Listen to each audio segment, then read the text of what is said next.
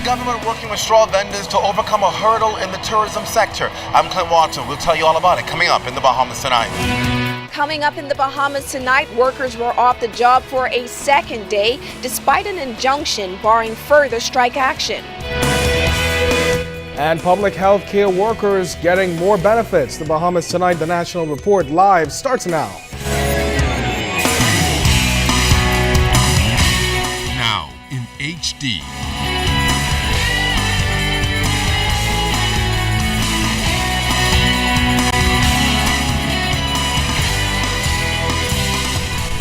Network presents The Bahamas Tonight. This portion of the news brought to you by BTC Every Day.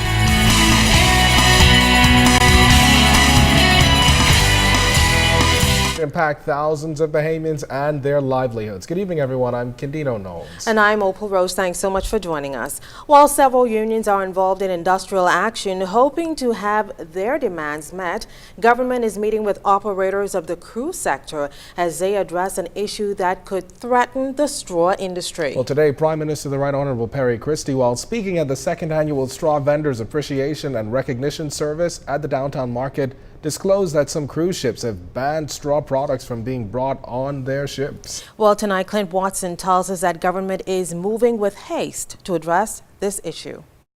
Passengers aboard certain cruise ships visiting the port of Nassau have been advised not to bring straw products aboard the ship, and for vendors who for decades have educated their children into many noble professions through this form of employment, it's a major concern and considered a threat to their livelihood. Straw Market Authority Chairman Kevin Simmons says the matter has been reported to the Ministry of Tourism, although it's not the first time this has happened. Several years ago, cruise liners blamed the temporary ban on the red palm mite, which they claim was found in some green straw products. Tourism officials were adamant, though, that this bug was not found in Bahamian products, as our straw was dried and not green. But this time around, no explanation has been given. The reason is not known to us as well. This has been going on now for about a year. Expressing his concern, Prime Minister the Right Honorable Perry Christie revealed that the government, through the Minister of Tourism, has engaged the relevant stakeholders on the issue, but he admonished vendors to remain strong in the face of change. Not give up, not accept that they who use our country and benefit our country would make changes that would cause the way of life of a people that has existed for so long to be threatened. We try to negotiate our way out of it, negotiate our way around it, but to put in place improvements for you that would make your business an even more viable and stronger business. Mr. Christie confirmed the government has created an alternative method in the event they're not able to convince cruise liners to change their mind. We must provide a facility for you where if I want to buy 2 or 3 pieces from you, and even though I know them, I can't take them on the ship, I can be able to know that the government has put in place for you a delivery system where that could be delivered to my home in the United States in 48 hours. So you ain't gonna have no hesitation because it'll be certifiably delivered, guaranteed by the country. Despite this challenge, the Prime Minister reassured vendors nationwide that better days are ahead. We are going to bring the economy back for you. But as we do it, remember this. As you honor today and recognize today's straw vendors from around the Bahamas, you're going to find that the economies of those islands will be dramatically improved by what we are going to do in this term as a government that the people elected. Prime Minister Christie also urging vendors to walk across the lines of division, things that seem to divide, and cause there to be greater unity. He says there are more things that unite us than those things that divide us, and the focus should be building a stronger nation. Clint Watson, ZNS Network News. Well, strike action by affiliates of the Trade Union Congress continuing today. A court injunction was issued yesterday, but apparently many of those workers ignored that court decision and were still off the job. Tonight, Charisma Robinson tells us that while the Trade Union Congress worked to get that injunction lifted today, another union head was busy signing off on yet another agreement. President of the Bahamas Public Services Union, John Pinder, was all smiles Thursday morning as government officially signed off on a $10 million industrial agreement for members employed by the Public Hospitals Authority, a move Labor Minister Shane Gibson believes should paint a clear picture for Trade Union Congress affiliates, as many of them did not show up for work for a second day. Some nurses and over 100 customs and immigration officers gathered outside of the department's Thompson Boulevard headquarters Thursday morning as they waited to hear from TUC President Obie Ferguson on that injunction filed late Wednesday, barring further action. 250 new providence out of a workforce of 150,000 in the country. I mean, is that really a massive strike? We understand that they have some concerns. What is really disheartening to me is to take, for instance, this industrial agreement. You have members of the Public Hospital Authority who will now begin to enjoy additional benefits they didn't have before. A contract was signed a couple of weeks ago with the Public Service, where they are now able to receive $300 per month additional, an allowance for persons who live on the family island, something that custom officers and immigration officers deserve. If they would come to the table, negotiate in good faith, they could get those same benefits. However, President of the Bahamas Customs, Immigration and Allied Workers Union Sloan Smith says the BPSU president cannot negotiate for affiliates of the Trade Union Congress. We are an independent body, our own leadership. Then we ought to be able to negotiate for our members their own specific interests.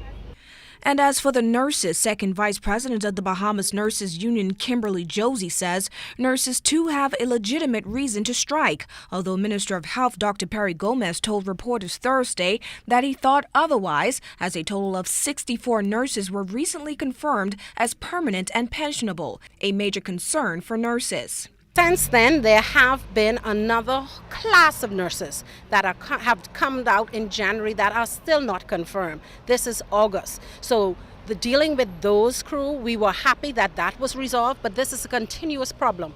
The labor minister insisted, though, that these unions, particularly the BCIAWU, have been asking for increases which government just cannot pay at this time due to its financial constraints, and the BPSU president agreed. You know, everybody think that there should be another Sir Randolph Fox or another Sir Clifford Darling. But there's no need for that in today's society.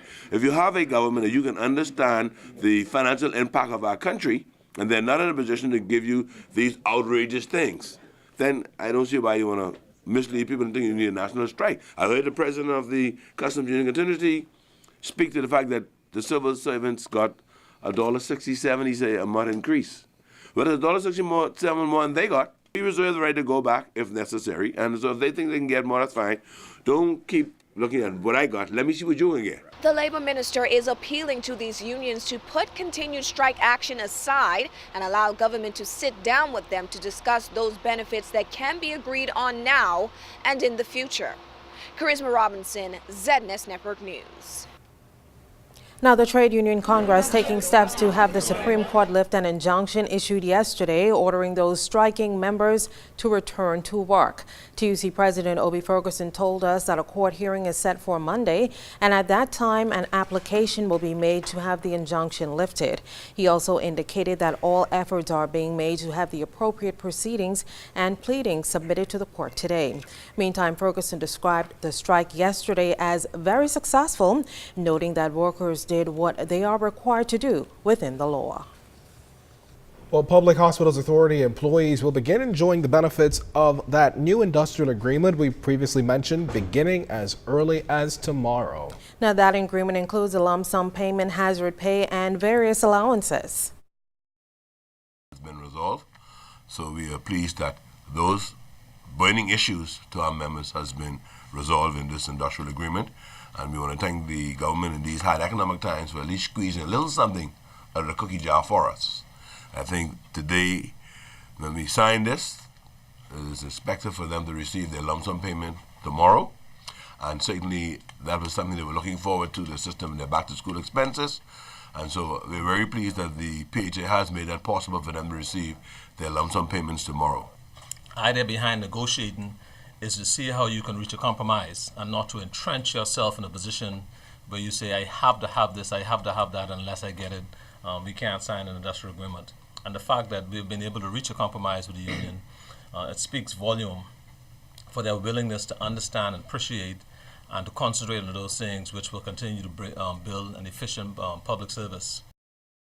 Minister Dr. Perry Gomez says the agreement also includes medical coverage for EMS staff. When a paramedic or EMT responds to a call, he or she assumes tremendous level of risk as they put themselves on the line to bring their life-saving training to the aid of persons in distress. And unlike other first responders, our personnel are unarmed. It is for this reason that I and the management of the PHA take great satisfaction that we are able to assure insurance coverage to EMS personnel at this time. Well, the Public Hospitals Authority also announcing today that after a long delay, they are now in the advanced stage of opening the new critical care block at the Princess Margaret Hospital. Well, Clint Watson has his update from the PHA's managing director. Funding has now been secured by the Public Hospitals Authority to ensure the completion and opening of the new state-of-the-art critical care block at the Princess Margaret Hospital. Been able to complete the loan with the First Caribbean International Bank for $35 million. And following the loan, I'm now able to say that we have already placed orders, significant sums of money, in excess of $16 million. Managing Director of the Public Hospital Authority, Herbert Brown, also noting that the majority of that money will be spent into the local economy as they have decided to use Bahamian suppliers to the tune of some $14 million. Then the issue of staffing now also solved. Brown says they've offered some 86 persons employment in the new facility. It is expected that many of these people will be providing us with their answers. In fact, we've already received some responses of acceptance. And so we are getting ready now to commission the critical care block. That's why we want to ensure, one, that we've got all the equipment that we need. Secondly, we want to ensure that all of those employees that we need are on island.